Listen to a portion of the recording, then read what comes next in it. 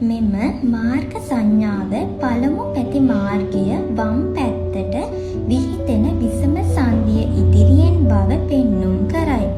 මෙහිදී රියදුරන් විසින් අනුගමනය කළ යුතු නිවැරදි ආකාරය සහ ඇතැම් රියදුරන් නොදැනුවත්කම නිසා හෝ නීති රීති දැන නොසිටීම මත අනතුරු වන ආකාරය රූප සටහන් ඔස්සේ පැහැදිලි කෙරේ. ප්‍රධාන මාර්ගයේ පැමිණෙන රියදුරන් අනතුරු සංඥාව දුටු විට පළමුව වම් පැත්තෙන් සහ දෙවනුව දකුණු පසින් අතුරු මාර්ගවලින් වාහන පැමිණෙන බව දැන සිටිය යුතු අතර නොසැලකිලිමත්කම සහ අධික වේගය නිසා මෙවැනි අනතුරු සිදුවීමට ඉඩ ඇත.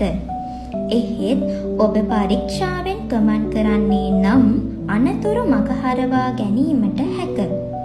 තවද අතුරු මාර්ගයේ සිට පැමිණෙන රියදුරු ඔබට ප්‍රථමයෙන් නවතිනු සංඥාවේ පිහිටුවන නැවතුම් රේඛාව පසු කර ප්‍රධාන මාර්ගයට පිවිසී ඇතනම් ප්‍රධාන මාර්ගයේ පැමිණෙන රියදුරු විසින් ඔහුට ප්‍රමුඛතාවය ලබා දිය යුතු වේ.